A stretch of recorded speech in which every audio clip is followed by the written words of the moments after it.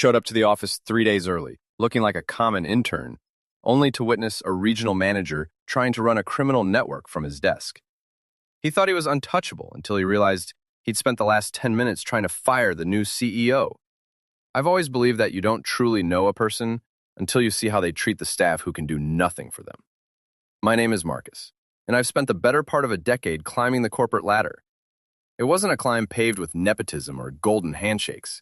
It was a grind of late nights, missed milestones, and a relentless commitment to restructuring failing companies. By the time I accepted the offer as the incoming CEO of Sterling Logistics, I was exhausted. But I was also ready for a clean slate. I didn't want the fanfare. I didn't want the emails sent out to the entire company announcing my arrival. I wanted to see the machine as it actually ran, not the polished version everyone presents to the board. So I did what most executives wouldn't. I showed up 3 days early, without a suit, wearing a pair of dark jeans and a nondescript navy hoodie. I walked into the lobby of our flagship headquarters at 7 a.m., looking for all the world like a delivery driver or a junior intern fresh out of college. The building was sterile, smelling of industrial cleaner in desperation. I bypassed the security desk with my temporary clearance badge and headed toward the main administrative wing, where the loudest, most aggressive voices seemed to be congregating. That was when I met Derek. Derek was the regional operations manager, a man who clearly measured his own self-worth by how loudly he could belittle those beneath him on the organizational chart. He was standing in the middle of the hallway, practically spitting at a young clerk who was fumbling with a stack of files. "Are you intentionally trying to sabotage this quarterly review?" Derek roared, his face flushing a mottled, angry red. "Do you have the IQ of a goldfish? I told you specifically, digital files go to the cloud. Physical files go to the archive. If you can't manage such a basic, infantile task, maybe you should be scrubbing the toilets instead of wasting my oxygen." The clerk, a young woman who couldn't have been more than 22, was trembling. She muttered an apology, her eyes glued to the scuffed linoleum floor. Derek wasn't done. He took a step closer, towering over her, his arrogance radiating off him like heat from a radiator. "I don't want apologies, Sarah. I want competence. I want you to look at me when I'm talking to you. You're lucky this company is desperate enough to hire people like you. Otherwise, you'd be on the streets." I stopped walking. My blood went cold. It wasn't just the tone. It was the sheer, unadulterated cruelty behind the words. I stepped forward, clearing my throat to announce my presence, though I had no intention of revealing my title just yet. "Excuse me," I said, my voice calm but firm. "I believe she understands the mistake. There's no need to speak to her like that." Derek spun around, his eyes narrowing as he scanned my attire. When his gaze landed on my hoodie, a sneer curled his lip, a look of utter disgust that I'd seen far too many times in my life. "And who the hell are you?" he snapped, stepping toward me with his chest puffed out. "Last time I checked, we didn't hire security guards to patrol the hallways and lecture managers on their management style. What is this, some kind of social experiment?" I held my ground, keeping my posture relaxed. "I'm just someone who values professional conduct," I replied. "And I don't think demeaning an employee is going to help the company's performance, regardless of their position." Derek let out a sharp, mocking laugh that echoed through the empty wing. He walked right into my personal space, looking me up and down as if I were a piece of dirt on his shoe. "Listen to me, kid. You're clearly lost. You probably walked through the wrong door looking for a temp agency. If you want to play hero, go do it in the cafeteria. Around here, I set the standard. And looking at you, I'd say you're exactly the kind of bottom feeder that this company has been trying to weed out lately. Why don't you do us both a favor? Get out of my sight before I have you thrown out for trespassing." I looked past him, locking eyes with the terrified clerk, then back at the man who had no idea he was standing inches away from the person who held his entire career in the palm of his hand. "You're very confident in your position, aren't you, Derek?" I asked, keeping my voice dangerously quiet. His eyes flashed with sudden, genuine malice. He reached out and shoved my shoulder.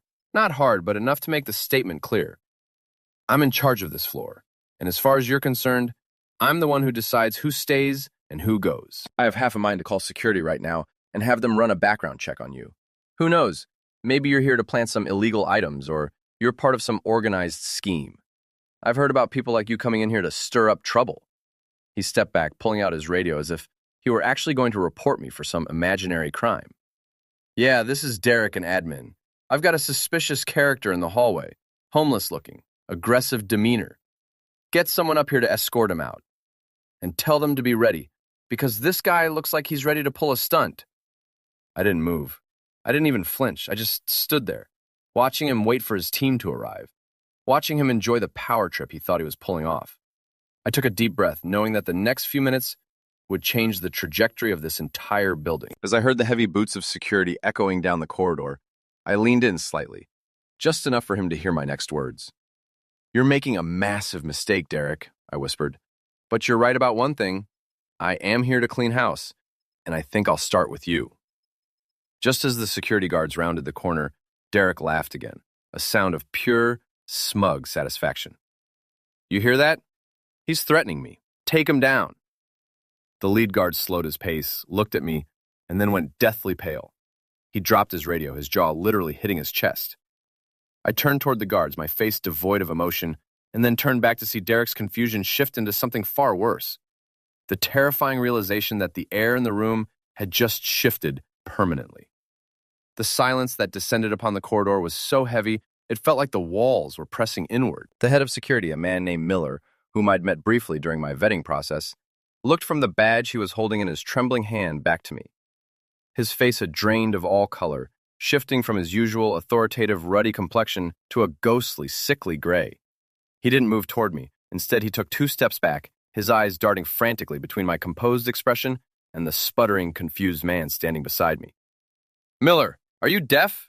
Derek barked, his face still twisted in that mask of arrogant, self-important rage. He didn't notice the atmosphere change. He was too busy enjoying the taste of his own perceived authority. "I said, this guy is a threat. He's trespassing. He's threatening a manager, and he looks like he's got something to hide. Get him off the premises before I report you for dereliction of duty." I stood perfectly still, my hands tucked into the pockets of my hoodie. I watched as Miller struggled to find his voice, his chest heaving as he tried to reconcile the reality of the situation with the man currently digging his own professional grave. "Mr. Derek," Miller stammered, his voice cracking, I think there's been a significant misunderstanding. You need to stop talking." Derek scoffed, crossing his arms over his chest. "I don't need a lesson in workplace conduct from the hired help, Miller. Are you going to do your job, or do I need to call the internal security department myself and explain why my floor is being swarmed by people who can't handle a simple removal?" I finally pulled my hands from my pockets. I didn't reach for a weapon, a phone, or a badge. I didn't need to. I simply walked over to the wall, picked up the stack of files the young clerk had dropped, and straightened them out into a perfect, uniform pile. I handed them back to her. She was still shivering, looking at me with eyes wide with shock, clearly terrified of what would happen once the dust settled. I gave her a small, reassuring nod, then turned my attention back to the man who was currently the center of my focus. "Derek," I said, my voice cutting through the silence with the precision of a scalpel. "Do you enjoy your job? Do you enjoy the authority you think you wield over everyone here?" Derek's smug grin faltered for a microsecond before he hardened his expression. "What is this, a therapy session? Who are you to talk to me like this? I've been with Sterling for 12 years. I've built this department from the ground up, while people like you were still trying to figure out how to navigate an entry-level interview. You're a nobody. You're a blip on the radar that I'm about to erase."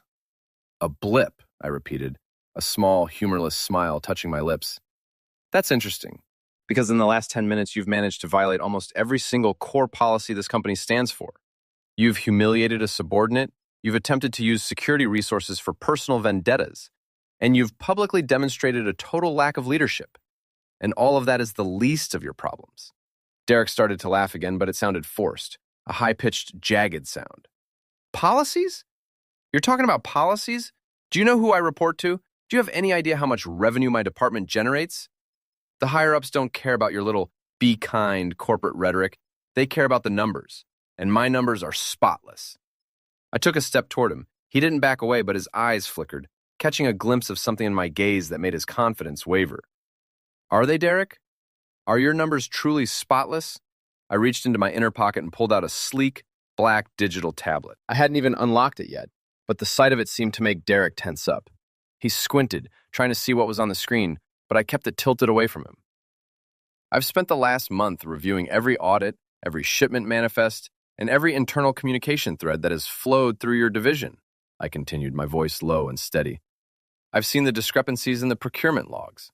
I've seen the extra fees tagged onto regional logistics contracts that seem to vanish into thin air. I've seen the way you manipulate the labor hours to squeeze every cent out of people like Sarah here, while you personally authorize consulting payments to shell companies that don't exist. The air left the room. The color that had returned to Derek's face vanished, leaving him looking like a man who had just seen a ghost. His bravado didn't just break, it shattered. He opened his mouth to speak, but no sound came out. The Internal Security Department doesn't just look for suspicious characters in hoodies, Derek, I said, leaning in so close that I could smell the stale coffee on his breath. They look for white-collar criminals who think they're smart enough to hide their tracks. You aren't just a manager who bullies his staff. You're the centerpiece of an organized scheme that has been siphoning millions from this company for the better part of 3 years. He staggered backward, his heels catching on the carpet. You're lying, he whispered, his voice trembling. That's impossible. My data is encrypted. My logs are hidden. Nobody has access to those accounts. Nobody had access, I corrected, until I arrived. You see, I don't just look at the numbers. I look at the people behind them. And when I saw the name Derek Vance attached to those offshore transfers, I knew exactly what kind of man I was coming to find. I tapped the screen, and a soft, rhythmic ping echoed through the hallway. At that moment, the double doors at the end of the corridor swung open, and 3 men in sharp, charcoal-gray suits stepped out. They weren't security guards. They were from the Internal Investigative Unit, and they were carrying leather-bound folders that I knew contained his entire life's work, or rather, his entire criminal history. Derek spun around, his eyes wild, darting between the men in suits and the exit behind him. He looked like a trapped animal, his chest heaving as the weight of the moment finally crushed him. Mr. Miller, I said, not taking my eyes off Derek, would you be so kind as to escort Mr. Vance to the conference room? I believe he has a lot of explaining to do, and I'd hate for him to have a sudden, inexplicable accident on his way out of the building. As the men in suits moved forward, Derek's legs buckled. He fell to his knees, his hands trembling as he reached out to grab my shoe, his voice descending into a pathetic, desperate whine. Wait! Please! I can explain. It wasn't just me. I was coerced. They said if I didn't do it, they would destroy me. You don't understand the people I'm dealing with. They'll kill me if I talk. I looked down at him, my expression unyielding. Then I suggest you start talking right now, Derek, because the alternative is a very long, very dark future that you aren't going to survive. I turned my back on him, walking toward the elevators, but I hadn't made it 5 steps when a loud, piercing alarm began to blare throughout the entire floor, and every single digital screen in the hallway shifted to a bold, blood-red warning. The crimson strobe lights pulsating from the fire alarms turned the sterile, white hallway into a chaotic, nightmarish stage. The sirens weren't the rhythmic, pulsing beat of a standard drill. They were erratic, shrieking, and accompanied by a mechanical voice repeating a system-wide lockdown command. Every electromagnetic lock on the floor engaged simultaneously with a series of sharp, percussive thuds that vibrated through the floorboards. Derek, still on his knees, let out a hysterical laugh that sounded like dry leaves scraping against pavement. You think you're the hunter, but you don't even know the game, he shrieked, his eyes wide and bloodshot, reflecting the strobing red lights. You trigger the audit. You activate the failsafe. You didn't just walk into a company, you walked into a trap. They aren't going to let you walk out of here with those files. I ignored him, my focus entirely on the main security terminal at the end of the hall. Miller, the lead guard, was already frantically typing on his console, his face a mask of pure panic. Sir, the internal network is being wiped, he shouted over the deafening wail of the sirens. Someone is overwriting the database from an external source. They're deleting the evidence. It's all vanishing. I lunged toward the terminal, shoving Miller aside and taking his place.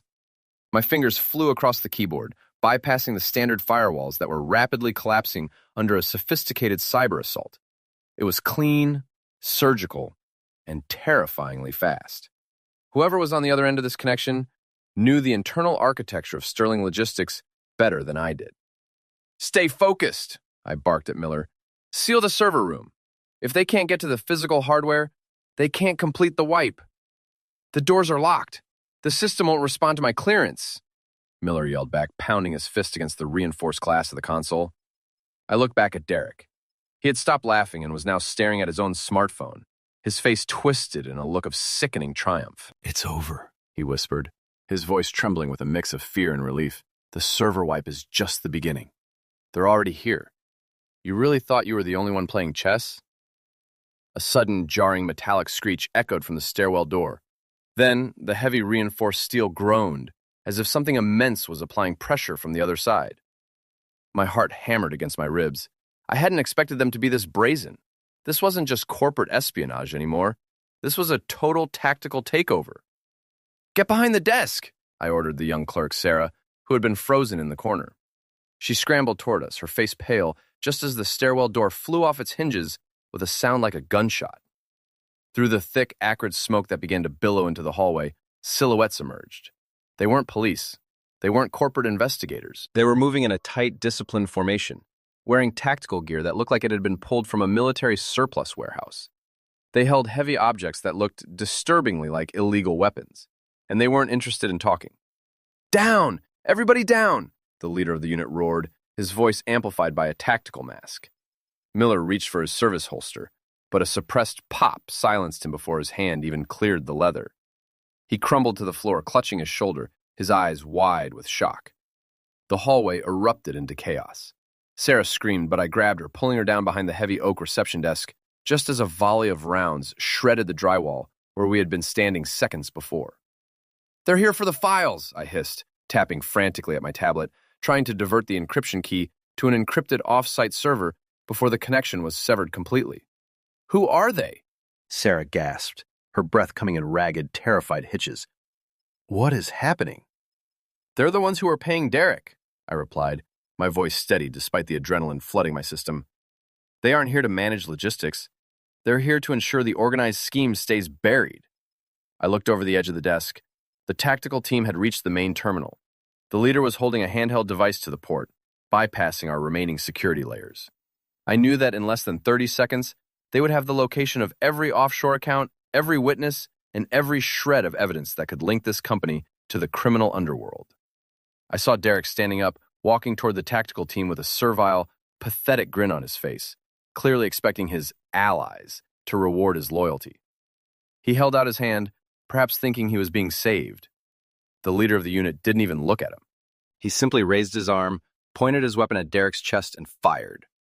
The sound was muffled, almost polite, but the impact sent Derek flying backward like a rag doll. He hit the floor with a wet thud, his eyes staring blankly at the ceiling, his smug, arrogant life extinguished in a heartbeat. The leader turned his head toward our position. The mask he wore was featureless, a blank slate of black glass. He began to move toward the reception desk, his boots crunching on the shattered glass of the lobby partition. "They're coming for us," Sarah whispered, tears streaming down her face. I looked at the tablet. The upload bar was at 98%.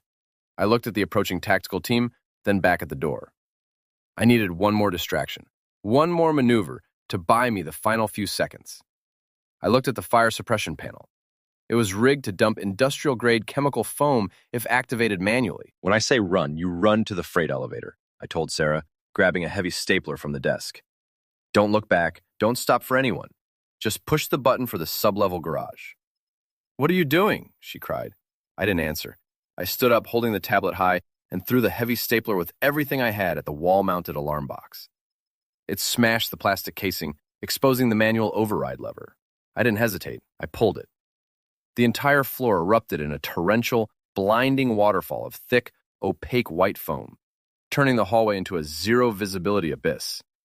The tactical team stopped, their formation breaking as they scrambled to clear their vision. Through the blinding white mess, I heard the heavy, metallic click of a chamber being cycled, aimed directly at my chest from less than 5 feet away. A voice, cold and devoid of human warmth, spoke from the darkness of the foam. "You really should have stayed in your lane, CEO. Now let's see if you're as smart as you think you are before we finish this." The thick, chemically scented foam clung to everything, our clothes, the walls, the floor, creating a suffocating shroud of white. I couldn't see the shooter, but I could hear the wet, heavy thud of tactical boots moving cautiously through the sludge. I pressed my back against the cold metal of the desk, my heart hammering against my ribs like a trapped bird. The tablet was slick in my hands, the progress bar hovering at 99%. 1%. 1% that felt like an eternity. "I know you're still behind that desk," the voice called out, chillingly calm. It wasn't the voice of a man who panicked. It was the voice of a professional who cleaned up messes for a living, You have something that belongs to our partners. Hand it over, and we might make this quick. Otherwise, we start with the girl." Sarah let out a stifled sob, and I reached out to squeeze her hand, pressing my finger to my lips. She was terrified, but she was sharp. She understood the stakes. We were pinned, but we weren't defeated. I looked down at the tablet. 99.4%. The wireless signal was fluctuating as the tactical team's interference jammers started to take hold. I had to create a gap, a window of opportunity, or the evidence would vanish into the digital ether along with our lives. I took the heavy metal flashlight from my belt, a sturdy industrial-grade tool I always carried during site inspections, and tossed it as far to the left as I could. It skittered across the floor, clattering against a file cabinet with a sharp, echoing clang. The response was instantaneous. 3 rounds ripped through the air, punching holes into the file cabinet and sending shards of metal and paper flying. The team had taken the bait. In the split second of their distraction, I didn't stay behind the desk. I vaulted over it, sliding through the foam, and collided with the leg of one of the men. He roared in surprise, his weapon discharging into the ceiling as he lost his balance. I scrambled upward, my hands slick with foam, and grabbed the tactical vest of the man who had been closest to us. It was a desperate, primal struggle. We were wrestling in the dark, heavy sludge, limbs tangling, breath coming in ragged gasps. I could smell the ozone and the metallic tang of gunpowder. I managed to hook my foot behind his ankle and threw my weight forward. We both crashed into the wall, the impact knocking the wind out of me. But the tablet, I kept it held high, clear of the sludge. 99.9%. "Sarah, run!" I screamed. She didn't hesitate. She bolted toward the freight elevator, her footsteps splashing through the foam. The lead tactical operative turned toward her, raising his weapon, but I lunged again, slamming my forearm into his throat. He stumbled back, his mask slipping slightly to reveal a cold, scarred face. He growled, reaching for a knife at his side, but I was faster. I swung the tablet, not to damage it, but as a blunt instrument, and connected with his temple. He dropped like a stone. "Connection complete," the small robotic chime of the tablet announced. The upload was finished. The data was now encrypted on a secure server, unreachable by their jammers and safe from their reach. I felt a surge of adrenaline so intense it felt like fire in my veins. "Move!" I shouted to Sarah, who had paused by the elevator door waiting for me. We scrambled into the freight elevator, and I slammed the close button with my palm. The doors began to slide shut just as the other 2 members of the tactical team broke through the foam. One of them raised his weapon, the barrel glinting in the red emergency light. I watched the gap between the elevator doors closing, my gaze locked onto his. Bang! The bullet slammed into the elevator door, the metal buckling inward but holding. The car surged into motion, dropping us toward the parking garage. We stood in the dimly lit elevator, gasping for air, the silence of the shaft broken only by the mechanical hum of the cables. "Is it over?" Sarah asked, her voice trembling as she wiped the foam from her eyes. "Not even close," I said, checking the tablet. I was looking at the files that had just been uploaded. They were massive, payroll records, offshore transaction logs, and a list of names that went far higher than the regional manager level. It wasn't just a local scheme. It was a sprawling, multi-state network that tied the company directly into a serious, high-level organized effort to move illegal goods under the cover of legitimate logistics. "Who are they, Marcus?" she whispered. "People who don't want these names released," I said grimly. The elevator slowed to a stop at the sub-level garage. The doors slid open, but instead of the quiet, empty expanse I expected, we were greeted by the blinding glare of high-beam headlights. A black SUV was parked directly in front of the elevator doors, its engine idling with a low, predatory rumble. 4 men in dark suits stepped out of the vehicle, not wearing tactical gear, but looking even more dangerous. They weren't here to storm the building. They were waiting for us to leave it. The lead man, dressed in an impeccably tailored charcoal suit, stepped forward. He held a phone to his ear, his eyes locked onto me. He finished his call, lowered the phone, and smiled, a cold, thin expression that didn't reach his eyes. "Mr. Marcus," he said, his voice smooth and cultured, "you've been very busy tonight, but you've made a tactical error. You think you've won because you moved the files, but you forget that we own the infrastructure you're using to store them." He tapped his own tablet, and I saw the screen on my device turn black, then show a single, terrifying message. "Server compromised. Deletion in progress." My heart stopped. He hadn't just intercepted the files, he was erasing them from the cloud as we watched. And he wasn't done. He stepped toward us, his hand reaching into his jacket, pulling out a small, metallic device that made a sharp, high-frequency sound. "Now," he said, signaling for his men to surround the elevator, "let's discuss what happens to people who try to break the rules." The high-pitched hum of the device made my teeth ache, a physical pressure that signaled we were out of time. The man in the tailored suit stepped forward, his expression one of bored superiority. He clearly believed he had checkmated me. He didn't know that my entire career hadn't been built on trusting cloud storage. I was a student of the old school, of the contingencies that exist when the digital world burns down. "You're very thorough," I said, my voice surprisingly steady as I stepped out of the elevator, moving slowly to keep Sarah behind me. "But you're also very predictable. You assumed I was a technocrat, someone who relies entirely on servers and firewalls. You forgot that in my line of work, the most dangerous thing you can encounter is a man who prepares for the worst-case scenario." The man sneered, taking another step. "Your threats are as empty as your cloud drive, Marcus. The data is gone. The connections are being scrubbed. By sunrise, you'll be the one labeled as the rogue element, a disgruntled employee who tried to frame his superiors. The authorities are already on their way, and they aren't coming for us." I reached into my inner pocket, pulled out a small, physical flash drive, and held it up. He paused, his eyes narrowing. "This is the bait," I said, tossing the drive to his feet. It skittered across the concrete. He glanced down at it, but didn't pick it up. "The files you just spent 3 minutes deleting from my server were a decoy.